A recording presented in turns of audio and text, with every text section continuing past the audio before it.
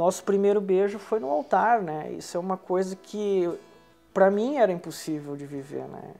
Eu não conseguia me ver vivendo isso. Eu me guardo, né, desde os meus 15 anos, né? Antes disso, até ali, eu não era convertido ainda, não tinha Jesus, mas eu tinha um certo temor, né, a respeito, né? Mas a partir dali, realmente, que eu tive a revelação, né, de que o meu corpo, né, ele é templo do Espírito Santo, né, e o propósito de Deus é uma família, né, e que lá na frente o Senhor tem uma família reservada para mim, tem uma esposa que vai ser só minha, assim como eu serei só dela, né, por isso que eu me guardo, né, e me cuido hoje, né. Na verdade, a gente tem que analisar um contexto, né? Então, se a média, por exemplo, era o casamento em torno assim da década de 60, até década de 60, 70, era a preservação de não iniciação sexual, não nada de ato sexual antes de haver um compromisso e um casamento. O contexto da década de 80 foi colocar de uma forma pela mídia, pelos comportamentos, pela falta de conversa. Não era mais dito para as meninas, olha, pode, não pode, isso tem toda uma regra, né? Não era mais dito. A coisa acontecia e isso ia se divulgando entre eles e pegou a moda.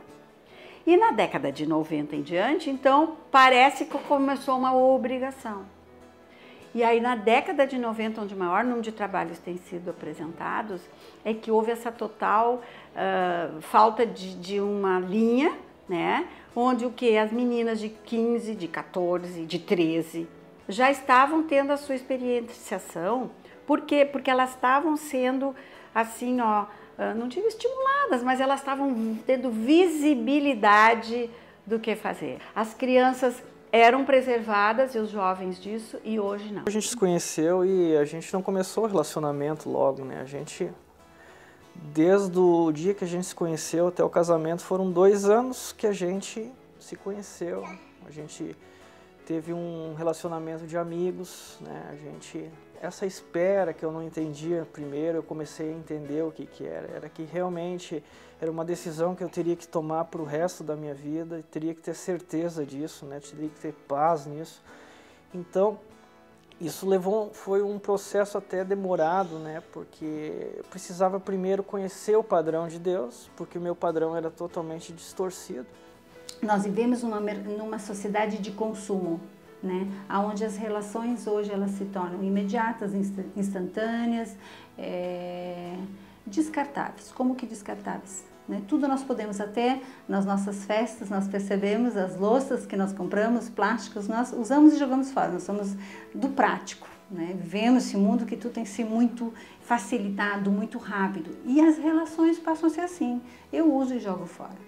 Então, são valores que se passam e se passam também para a dimensão das relações, dos relacionamentos. E isso tudo não vem acompanhado com as famílias. Querendo ou não tinha assim um plano, a gente vai namorar, a gente vai casar, a gente vai noivar, a gente vai casar quando? Não tinha. Aí isso também mudou, isso veio um compromisso, a gente diz, o que a gente vai, né? Automaticamente veio isso, pô, a gente tá namorando pra quê, né? Pra que a gente tá namorando? E também é uma coisa de Deus mesmo, porque é um princípio de Deus também, né? O namoro não é pra namorar, né? Não é pra passar o tempo. O namoro é pra casar. Eu creio que hoje nós estamos numa sociedade que eu compararia com crianças imaturas assim que buscam apenas o seu prazer, né? Uma criança ela só quer bala, mas ela não sabe nada de nutrição, de alimentação, né? Porque vai pelo seu prazer. E nessa área sexual eu vejo a mesma imaturidade numa sociedade que quer viver pelo seu prazer. Então, se o prazer é sexo, vamos fazer sexo, né? Sem avaliar as consequências disso. A primeira coisa é perceber que não é isso que sustenta um casamento. É uma consequência. É importante no casamento, mas não é o único ponto do casamento. É bem importante, mas não é o que sustenta, não é isso que vai sustentar a relação. Tanto que essa experiência de 8 meses foi boa, né? trouxe bons resultados, só que se a gente tivesse, se a gente não tivesse tido relação nenhuma, nunca, eu imagino que seria muito melhor. Né? Sabe, nas nossas pesquisas, qual é o motivo dessa primeira relação sexual? É curiosidade. A maior parte delas é para ver como é que é.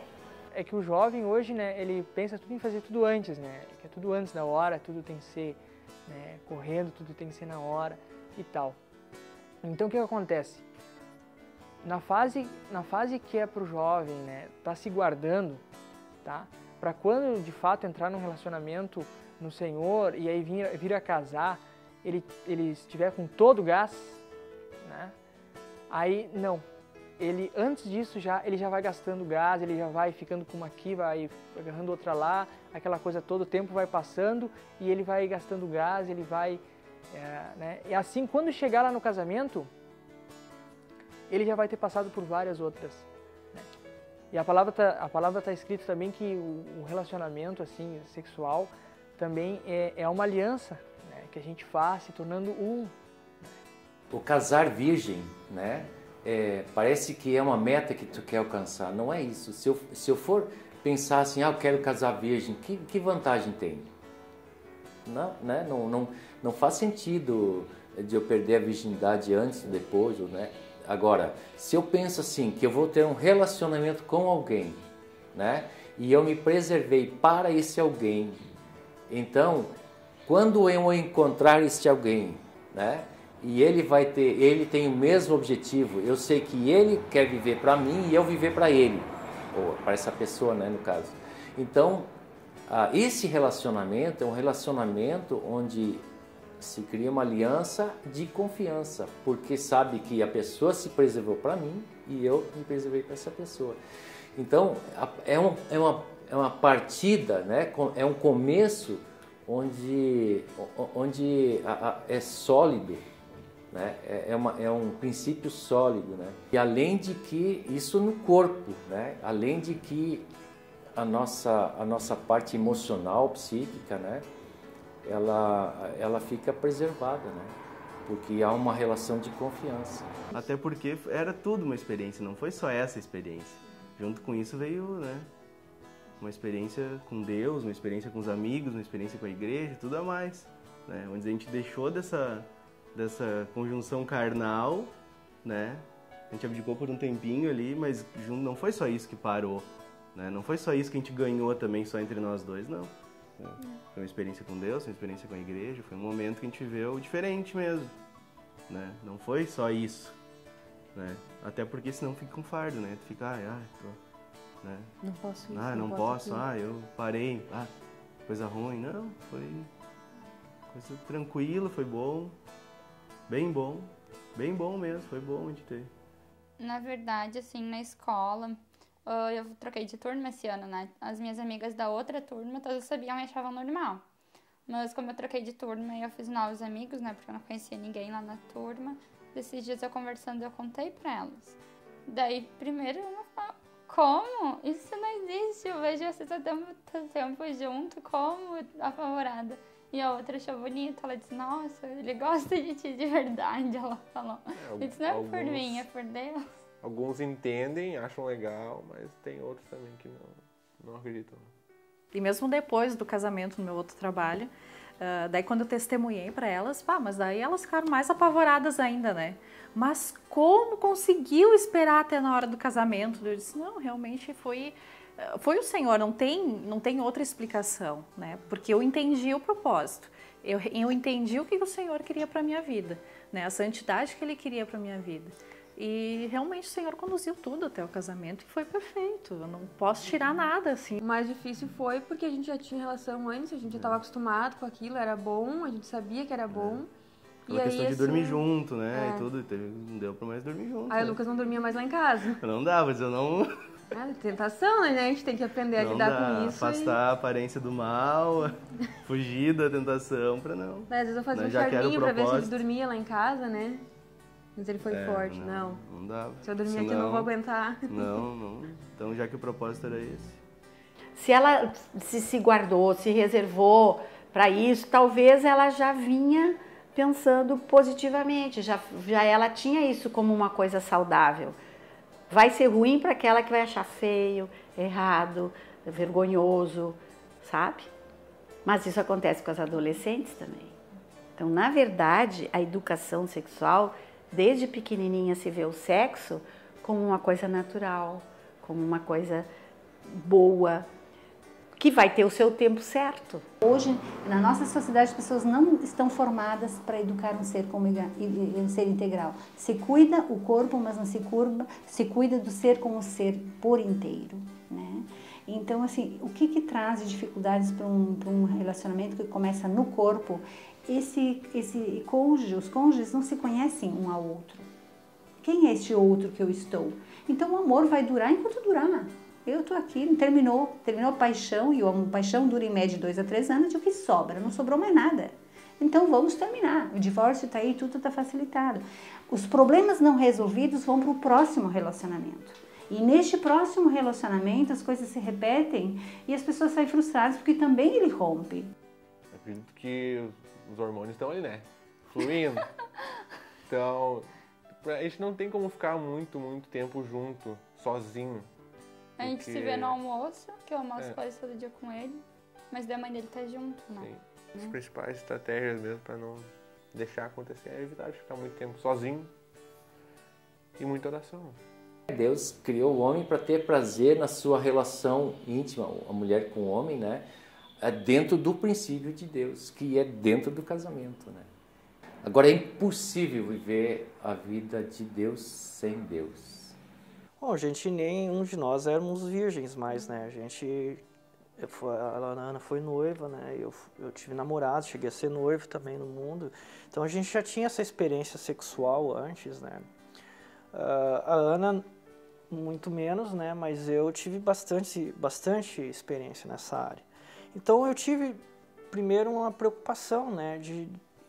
Exatamente essa, né, do mundo, né, de experimentar, né, antes de casar, porque é para o resto da vida e coisa e tal. Mas isso foi uma coisa assim que realmente Deus, eu acho que tranquilizou o coração. Cada vez se inventa mais coisa, se precisa de mais acessórios, mais ambientes para uma coisa que é íntima, que é uma coisa boa, né, bonita de se viver, né, entre casal, né. Então isso é realmente isso. Quem viveu como nós vivemos é uma mentira, porque eu tive muito mais dificuldade antes do que sem conhecer a Ana depois, e o que a gente tem tido hoje, né? Eu trabalho com terapia sexual, a gente vê hoje, lá adiante, com 30 anos, problemas lá da iniciação muito cedo, porque fizeram uma coisa que não sabem como é que foi.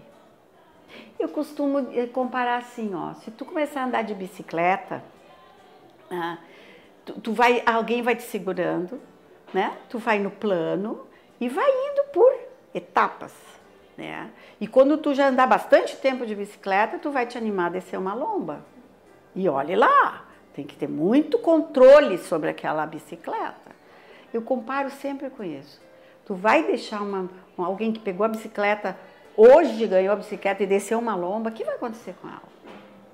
Ela vai se machucar. É mais ou menos um comparativo com como eu penso que a educação para a sexualidade, a saúde sexual que a gente quer, vá acontecendo. É um aprendizado. Uma coisa que partiu completamente de nós mesmos, assim, não teve pressão, não teve nem, como é que eu vou dizer assim, uma leve atiradinha, uma leve indicação, uma leve, sabe, quem sabe, né, se você, não. Foi uma coisa completamente nossa mesmo. Do que a gente tinha aprendido, nosso entendimento, nosso conhecimento, nosso coração. É Deus falando com a gente, né, não tem... Ele que e foi fala interessante para ter aquela preparação, porque a gente provou disso aí, né, na verdade. A gente provou dessa preparação antes do casamento, assim, que... né? Foi bem bom. Foi tão legal. Foi bem bom. A dificuldade, às vezes, nos parece que é tentar formar um cristão na força, né?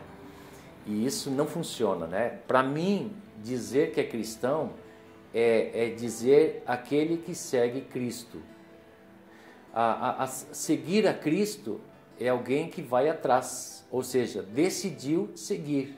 Ele não está sendo empurrado nem puxado, ele está seguindo porque tem uma decisão. Quando ele quer viver a vida de Deus, é muito fácil tu colocar os princípios de Deus para que ele viva conforme Deus quer. Agora, o amor dele não está aos princípios, o amor dele está em Deus. Eu sempre tive muito problema com obediência, né? Então, seria muito difícil ter feito isso por obediência simplesmente. Eu poderia ter trocado de congregação, procurado outra, poderia ter feito vários caminhos, né? Para viver realmente o que eu gostaria de viver. Então, a gente viveu realmente porque a gente quis, né? Claro que com orientação, né? Orientação das verdades bíblicas, né? Mas sempre a decisão foi nossa, né?